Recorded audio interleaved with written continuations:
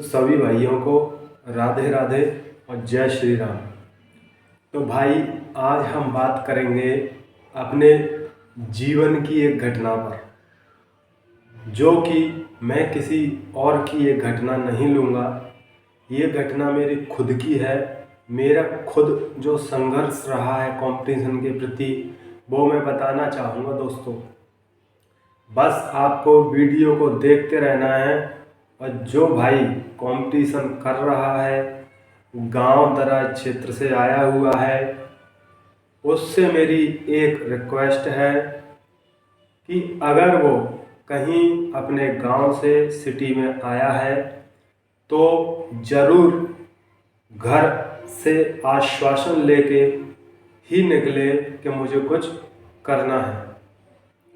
अब बात फंस जाती है कि आपको करना है तो आपको एक समय डिसाइड करना पड़ेगा। अब समय डिसाइड करने के बाद आपको टाइम ड्यूरेशन 4 ईयर का रखना पड़ेगा। अगर 4 साल में आप सरकारी नौकरी ले पा रहे हो तो ठीक, पढ़ने में अच्छे हो तो ठीक। यदि पढ़ाई में कोई व्यवधान है, कोई परेशानी है, ज़बरदस्ती आपको पढ़ाया जा रहा है और घर वाले आपके नहीं मान रहे कि हमारे बच्चे को सरकारी नौकरी ही चाहिए, तो भाई इस उम्मीद में अपना जीवन बर्बाद करना है और कुछ नहीं।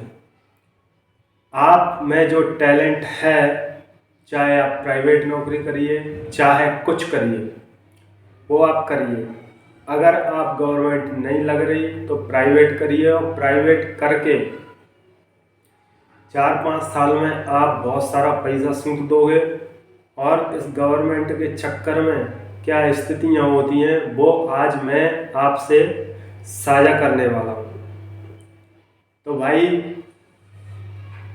बहुत बार ऐसा होता है कि बंदा पेपर निकल जाता है तो कहीं और किसी चीज़ में रह जाता है, तो सोचता है चलो आगे होगा, आगे फिर सिलेक्शन नहीं हो पाता, फिर सोचता है चलो आगे होगा। तो ऐसे करते करते न जाने कितनी सालें गुजर जाती हैं। और तुम्हें पता ही है कि भर्तियां जो आती हैं वो गवर्नमेंट इतनी गंदे तरीके से 4-5 7-7 साल में भर्तियां निकालती है। 7 साल में बच्चा एक्सपायर होने की कगार पे आ जाता है और कुछ नहीं कर पाता। उसके जो हित में तैयारी थी वो उसने 4 साल कर ली। 4 साल करने के बाद उसने अपनी तैयारी छोड़ दी। तैयारी छोड़ दी तो आप अगर ये सोचें कि मैं कवर कर लूँ चीज़ों को, तो टाइम लगता है कवर करने में, जब तक भर्तियाँ आती हैं। तो भाई सिचुएशन ऐसी है कि अगर जो 10th या 12th करके तुरंत ही आया हुआ है और कंपटीशन में घुस गया, तो कंपटीशन एक मेला है। इस मेले में न जाने कितनी जनता है, और जनते में आप कहीं नहीं दिखोगे जब आपकी हाइट ज़्यादा होगी, तभी दिख पाओगे।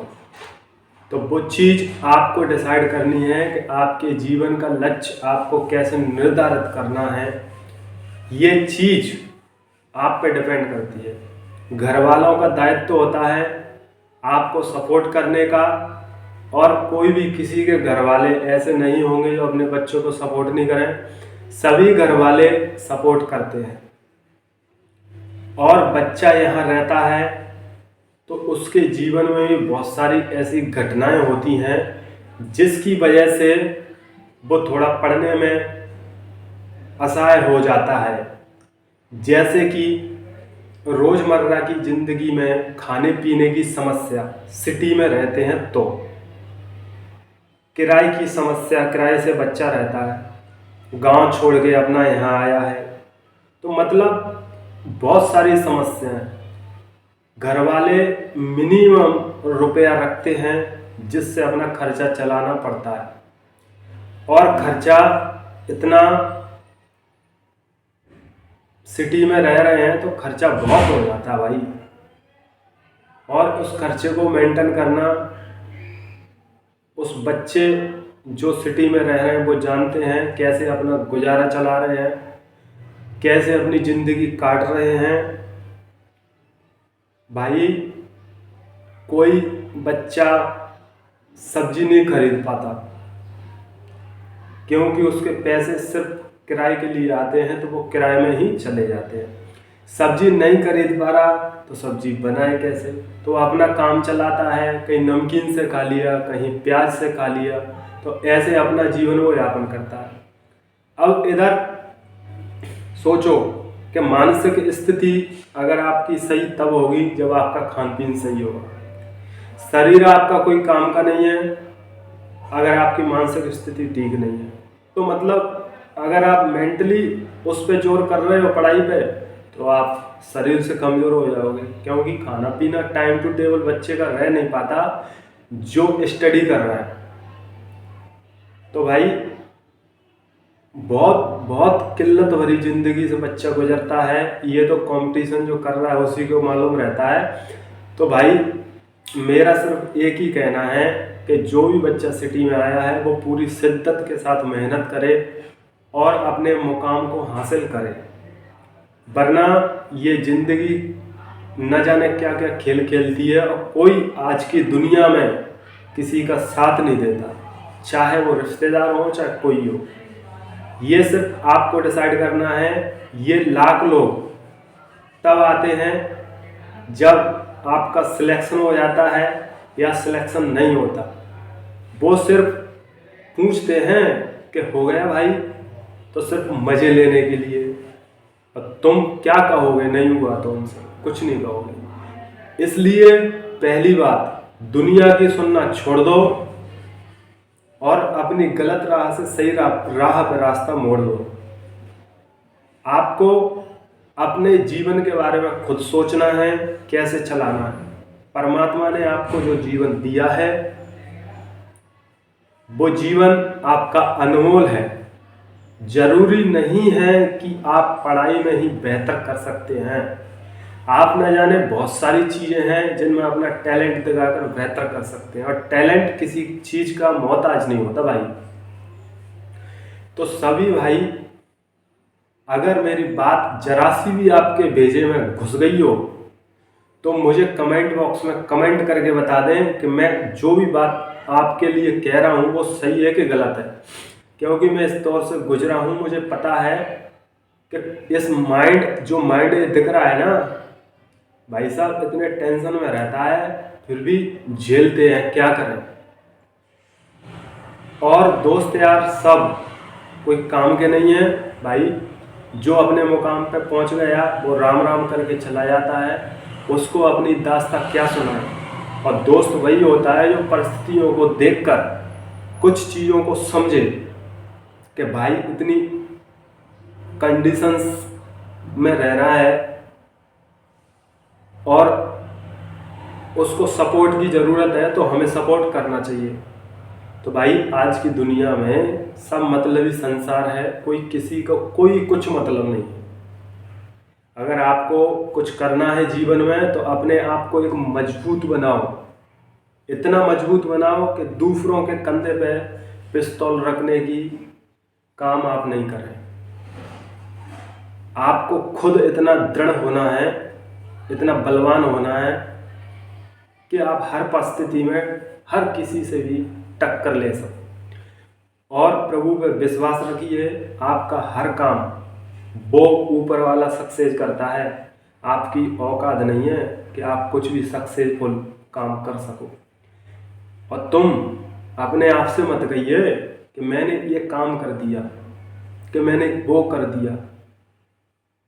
ईश्वर को धन्यवाद दीजिए कि परमात्मा ने आपके माइंड में वो चीज़ें डाली, सिर्फ आप चलते हो उनके आधार पर। आप में सोच डाली कुछ करने की, तब आप कर पाए। उसकी जब तक नज़र नहीं है तो दुनिया का चाहे कोई काम हो दोस्तों, आप कर नहीं सकते भाई।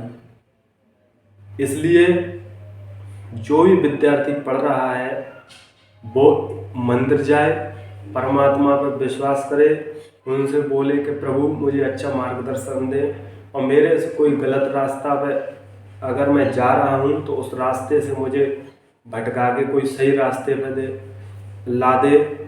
और अपना मैं 100% अपनी मेहनत में दूंगा, बाकी आपकी इच्छा। कि वो कहते हैं कि होगा वही जो राम रच राखा। परमात्मा की कृपा है, भगवान की कृपा है। आप दुनिया पर विश्वास कर लेते हो, लेकिन जिस पर विश्वास करना है उस पर विश्वास कतई नहीं करते हो। तो भाई सभी से मेरा आग्रह है कि आप एक बार जरूर परमात्मा पर विश्वास करके देखिए, आपकी मेहनत 100% रंग लाएगी। जरूरी नहीं है कि पढ़ाई में आप रंग लाएं, क्या पता आपके लिए कुछ उसने बहुत अच्छा सोच रखा हो। उस सोच को आप मेंटेन करें। आपके साथ सिलेक्शन नहीं हो रहा तो आप ये ना सोचें कि मैं बर्बाद हो गया, मैं मर गया, मेरा क्या ही होगा। कुछ नहीं सोचना। जिंदगी चलाना है तो कष्ट तो झेलने पड़ेंगे भाई। और जिंदगी में जिसने कष्ट नहीं झेले वो समझ लो इंसान ही नहीं है। टूट टूट के जिंदगी जीनी पड़ती है, कलेजे पे पतरा रख के जिंदगी जीनी पड़ती है। और जिंदगी का असली मायने वही समझ सकता है जो इन परिस्थितियों से गुजरता है। तो विद्यार्थियों के जीवन में न जाने कितनी अड़चनें आएंगी, उन अड़चनों से लड़के उन पर पैर रख के अपनी मंजिल को हासिल करना है।